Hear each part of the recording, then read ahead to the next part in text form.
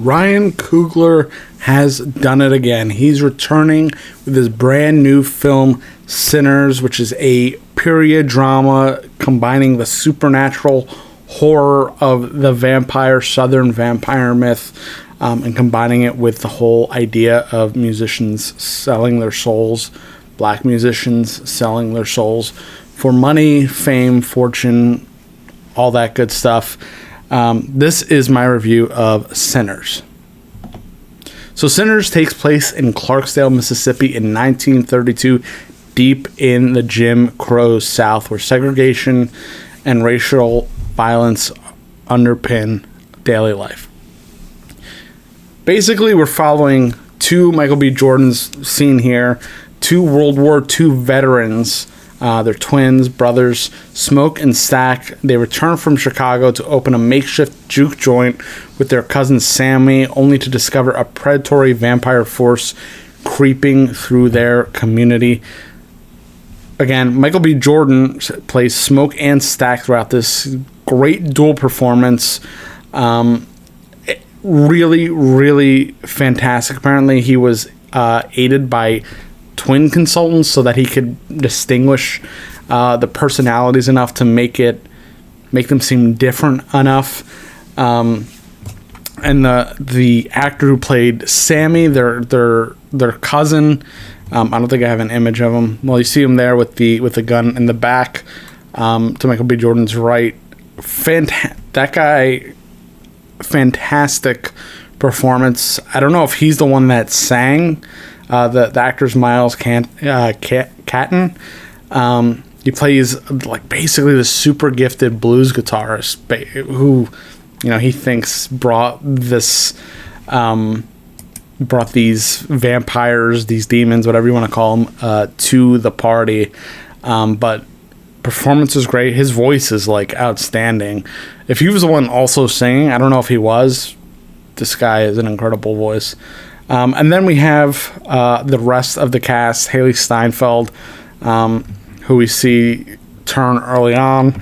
Always liked her in acting roles. I don't think I've seen her in anything since like Bumblebee, which I enjoyed her in. Then we have much more to the cast in this. Jack O'Connell plays kind of the vampire guy. I don't have an image of him. Wunmi Mosaka, Buddy Guy, Delroy Lindo, who I think was fantastic in this movie. The image didn't really come out with him, but really fantastic supporting cast. Everybody did their part. Everybody felt like full characters. Everybody had a pretty strong story to them, and very distinct kind of full lives, and you felt that in the performances. This is actually Ryan Coogler's first wholly original screenplay, that he obviously weaves in a lot of kind of social commentary of the past and the present. Of course, the cinematography, Autumn Durald, Arkapaw, shot on filmed. You can kind of see the film look in this shot. They shot it on 10 IMAX 70mm prints, to try to get it, really feel that the vibe of that setting. And Ludwig Göransson is behind the music and the score. Ludwig, because he did the Black Panther movies with Coogler. He did the music with Childish Gambino. He did a lot of sitcom music. He's been pretty prolific in the movie entertainment world, music-wise. But him and Coogler have had this relationship for a while. So it's I'm happy to see them both kind of joining forces again here. But let's go into some of what Sinners gets into.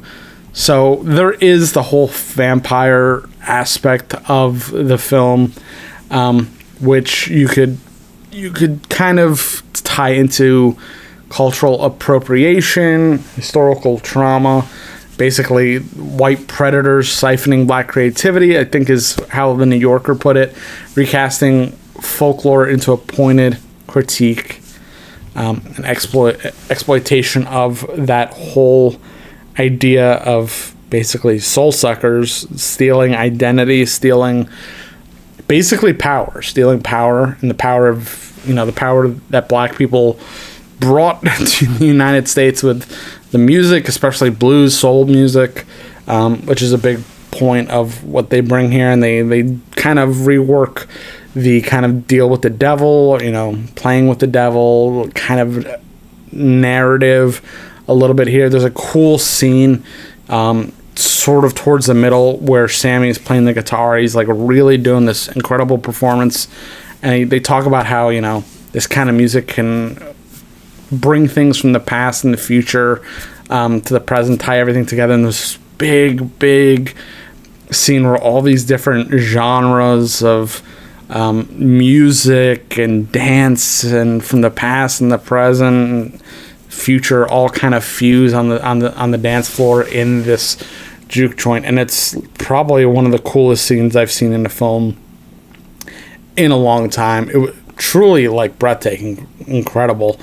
And I really like what Coogler did here with the whole mythology of the deal with the devil, making it seem like some people don't really feel like they have options, and sometimes the sinners, you can't get away from your sins kind of thing, and sometimes you can.